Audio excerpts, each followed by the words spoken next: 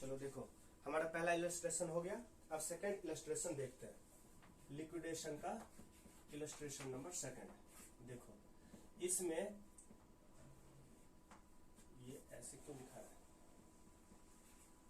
ये second number का illustration हम देखते हैं। इसमें देखो हमने एक प्रेफरेंशियल क्रेडिटर के बारे में बताया था कि प्रेफरेंशियल क्रेडिटर में क्या क्या क्या आता है। देखो इस क्वेश्चन में पहले पढ़ो, क्वेश्चन में क्या बोल रहा है।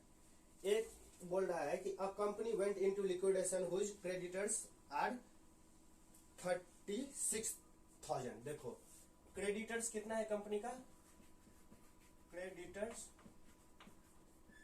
₹36,000, ठीक है। इस 36,000 का बाइफर्केशन दिया हुआ है। क्या दिया हुआ है, this amount of 36,000 include 6,000 on account of wages of 15 men at 100 per month for 4 months immediately before the date of winding up। ठीक है, इसमें से क्या बोल दिया कि इसमें से ना 6,000 रुपीज क्या है, 6,000 रुपीज है वेजेस। क्या है, वेजेस।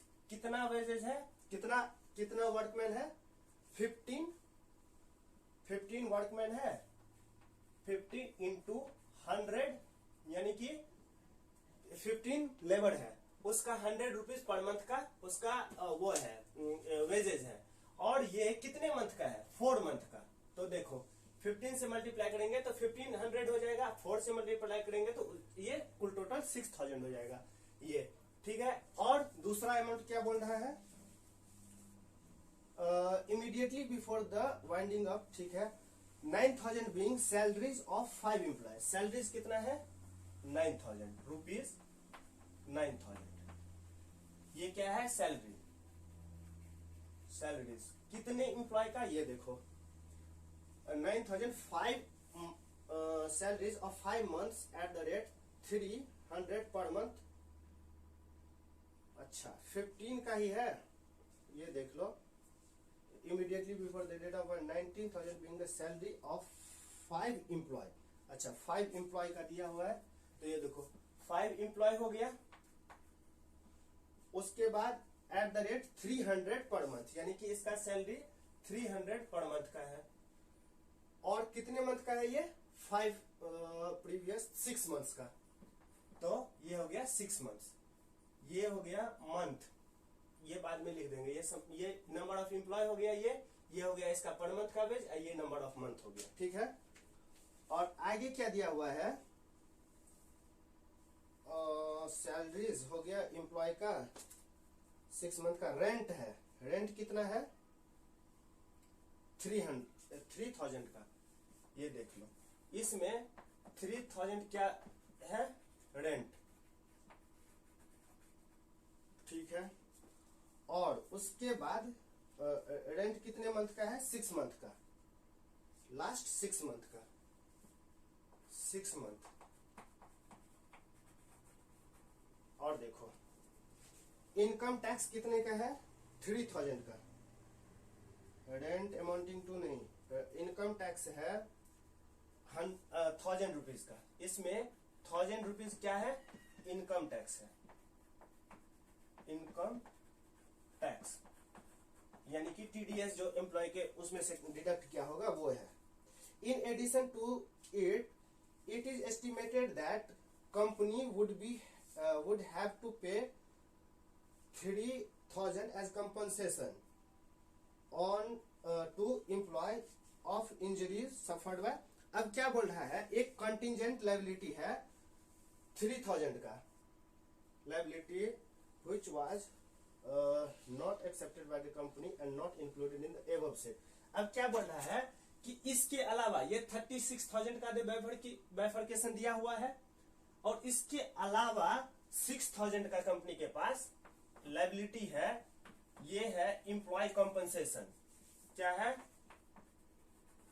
Employ compensation.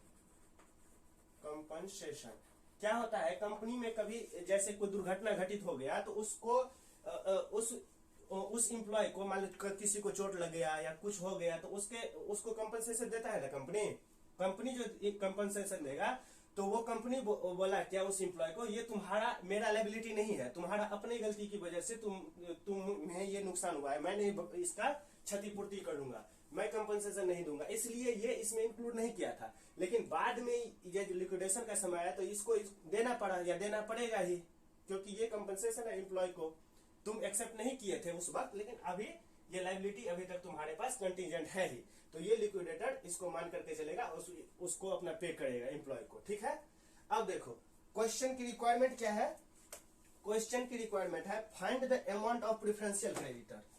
तो हम क्या लिखेंगे, calculation of amount of preferential creditors. अब देखो हम ये प्रेफरेंशियल क्रेडिटर का अमाउंट कितना होगा, जब हम लिक्विडेटर स्टेटमेंट अकाउंट निकालते हैं तो उसमें प्रेफरेंशियल क्रेडिटर में पे करते हैं ना, तो वो प्रेफरेंशियल क्रेडिटर इसमें से कितना होगा ये हमें डिसाइड करना है। मैंने तुम्हें क्या बताया था, प्रेफरेंशियल क्रेडिटर किसको बोलते हैं, किसको बोलते हैं बताया था पिछले क्वेश्चन में, बताया था कि ये गवर्नमेंट प्लस एम्प्लॉय, सिर्फ और सिर्फ यही दोनों को हम क्या बोलते हैं, प्रेफरेंशियल क्रेडिटर। अब इसमें से बताओ कौन कौन सा प्रेफरेंशियल क्रेडिटर है, हम एम्प्लॉय को वेज देंगे वो प्रेफरेंशियल क्रेडिटर है कि नहीं, तो ये प्रेफरेंशियल क्रेडिटर होगा क्योंकि हम वेजेस एम्प्लॉय को पे कर रहे हैं। फिर सैलरी हमें पे करना है तो ये भी प्रेफरेंशियल क्रेडिटर है। ये रेंट देखो, रेंट प्रेफरेंशियल क्रेडिटर होगा, ये क्या हम एम्प्लॉय को पे करते हैं। अब गोडाउन का रेंट ये है, गोडाउन कोई एम्प्लॉय है, गोडाउन का ऑनर, तुम तो ये जो रेंट पे करोगे तो ये प्रेफरेंशियल क्रेडिटर में आएगा ही नहीं, ये सिर्फ और सिर्फ कंफ्यूज करने के लिए दिया हुआ है। ठीक है, और इनकम टैक्स, इनकम टैक्स किसको देना होता है, गवर्नमेंट को देना होता है, देना होता है ना रे, ध्यान से देखो ना इधर, नहीं समझ में आ रहा है तुमको, तो रिस्पॉन्स क्या नहीं देता है। इनकम टैक्स पे करना पड़ेगा गवर्नमेंट को, ठीक है, तो वो हो जाएगा गवर्नमेंट को देना पड़ेगा, इसलिए ये प्रेफरेंशियल क्रेडिटर होगा। और ये देखो ये भी कंपनसेशन किसको देना है, एम्प्लॉय को, तो ये भी क्या हो जाएगा, प्रेफरेंशियल क्रेडिटर। ठीक है, अब हम आइडेंटिफाई कर लिए कि कौन कौन सा प्रेफरेंशियल क्रेडिटर होगा। अब एक कंडीशन है, मैं बार बार बोल रहा था कि एम्प्लॉय को जो पेमेंट करते हैं वो उसमें कंडीशनल है। प्रेफरेंशियल क्रेडिटर में हम किसको कैसे डील करेंगे, इसका दो पार्ट होता है, एक तो होता है प्रेफरेंशियल क्रेडिटर और एक होता है अनसेक्योर्ड क्रेडिटर, अनसेक्योर्ड क्रेडिटर्स। अब देखो गवर्नमेंट ने क्या, कंपनीज एक्ट ने क्या बोला कि देखो एम्प्लॉय हो तुम, ठीक है, तुमने मजदूरी की है, काम किए, तुम्हारा पेमेंट बनता है, सबसे पहले तुमको हम पेमेंट देंगे। लेकिन इसमें गवर्नमेंट के केस में ऐसा नहीं, गवर्नमेंट का जो लायबिलिटी बनेगा उसको पे करना ही पड़ेगा, पूरा का पूरा इनकम टैक्स इसको प्रेफरेंशियल क्रेडिटर के हेडिंग में पेमेंट करना पड़ेगा। लेकिन एम्प्लॉय में कंडीशन लगा दिया, क्या कंडीशन लगाएगा कि तुमको मान लो 100 रुपया देना है, ठीक है, तो इसमें से हम तुमको सिर्फ और सिर्फ कितना पे करेंगे, सिर्फ और सिर्फ 4 महीने का, कितने महीने का, 4 मंथ और 20,000 which ever is lower। आया समझ में, क्या बोला, तुम्हारा 4 महीने का जो मजदूरी है वही सिर्फ और सिर्फ हम प्रेफरेंशियल क्रेडिटर में देंगे। 4 महीने का तुम्हारा जो मजदूरी होगा या 20,000, मैक्सिमम लिमिट कितना लगा दिया, सीलिंग लिमिट 20,000 रुपए का, यानी कि 20,000 रुपया या इससे तुमको ज्यादा नहीं मिलेगा। किसी मान लो किसी मजदूर का 10,000 रुपया उसका मान लो पर मंथ का सैलरी है, 4 महीने का 6 महीने का सैलरी हो गया तो कितना हो गया, 60,000 रुपया हो गया, तो 60,000 नहीं देगा, सिर्फ और सिर्फ 4 महीने का वो करेगा, 4 महीने का इसमें प्रेफरेंशियल क्रेडिटर में जोड़ेगा, तो कितना हो जाएगा 40,000।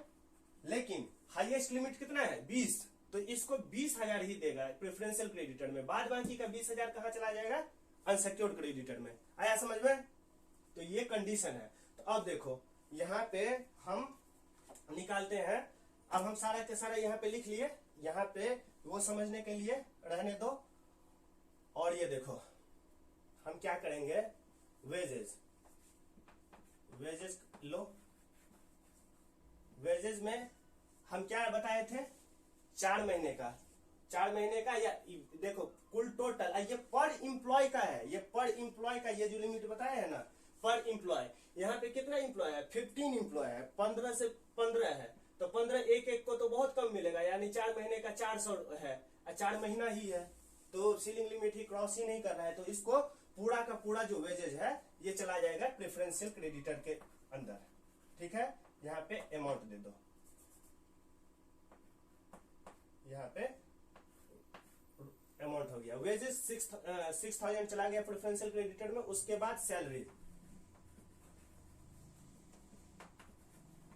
अब देखो सैलरीज कितना जाएगा, यहाँ पे हमने क्या बोला था, ये 6 महीने का आ गया ना, तो 6 महीने का मैंने कितना बोला था, सिर्फ और सिर्फ 4 महीने का हम देंगे प्रेफरेंशियल क्रेडिटर के तहत, 2 महीने का हम अनसिक्योर्ड क्रेडिटर में देंगे। तो देखो 5 एम्प्लॉय है, ठीक है, पर डे उसका पर मंथ का सैलरी कितना है 300, और हम कितने का देंगे, सिर्फ और सिर्फ 4 मंथ का। आया समझ में, सिर्फ और सिर्फ हम कितने महीने 4 मंथ का ही देंगे प्रेफरेंशियल क्रेडिटर में, बताया था ना 4 मंथ का मैक्सिमम हम दे सकते हैं, उससे ज्यादा का नहीं। तो अब इसको कैलकुलेट करके देख लो, ये सैलरी कितना हो गया, 6000, इसका भी हो गया 5 इंटू 300 इंटू 4, नहीं 6 ही तो हुआ, आया ना, 6000 इसका भी ले लो, 6000 ये भी हो गया ना। अब देखो दूसरा हमारा क्या आ गया, रेंट क्या प्रेफरेंशियल क्रेडिटर होता है, वो आएगा ही नहीं प्रेफरेंशियल, वो सिर्फ और सिर्फ कंफ्यूजन के लिए घुसा दिया है उसमें, ये सिर्फ और सिर्फ प्रेफरेंशियल क्रेडिटर में गवर्नमेंट को और एम्प्लॉय को जो पेमेंट करता होता है वही लेंगे। और एम्प्लॉय में भी कंडीशन समझ गए, 4 महीना या 20,000 विच एवर इज लोअर, वो जाएगा प्रेफरेंशियल क्रेडिटर। बाद बाकी का देंगे, यदि पैसा बचेगा तो अनसिक्योर्ड क्रेडिटर में देंगे, ऐसा नहीं है कि हम एम्प्लॉय को नहीं देंगे, देंगे जरूर, लेकिन प्रेफरेंशियल क्रेडिटर के हेडिंग में प्रेफरेंस जो मिलेगा ये इतने का ही मिलेगा, ये इतना अनसिक्योर्ड क्रेडिटर में पैसा बचेगा तो देंगे, नहीं तो नहीं देंगे। सैलरी हो गया। अब देखो टैक्स हो गया, यहाँ पे इनकम टैक्स कितना था, इनकम टैक्स पूरा का पूरा 1000 रुपीज प्रेफरेंशियल क्रेडिटर के हेडिंग में देंगे। और देखो कंपनसेशन इंप्लॉय कंपनसेशन है, इसमें कोई लिमिट वगैरह नहीं है, सिर्फ और सिर्फ वो सैलरी वाला जो पार्ट था उसमें, तो कंपनसेशन इंप्लॉय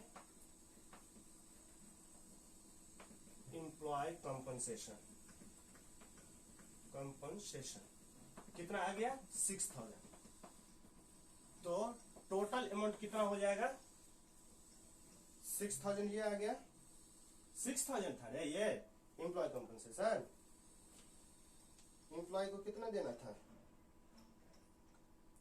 3 है रे,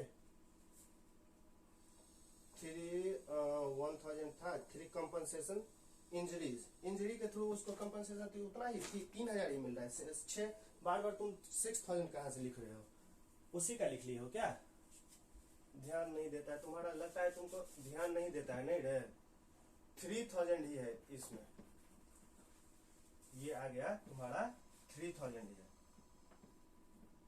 क्वेश्चन है कि नहीं, देख रहे हो कि नहीं तुम, क्वेश्चन में देखो 3000 ही है सिर्फ, तो कितना आ गया 12 13 3 16,000 आ गया समझ में। प्रेफरेंशियल क्रेडिटर के अंदर में इस जो भी हमें इस क्वेश्चन में दिया हुआ था 36,000 प्लस ये, इसमें हम क्रेडिटर को प्रेफरेंशियल क्रेडिटर के हेडिंग में हम 16,000 हम पे करेंगे, ठीक है, बस हो गया। ये छोटा सा क्वेश्चन था एक्सप्लेनेशन की वजह से। अब आओ थर्ड क्वेश्चन हम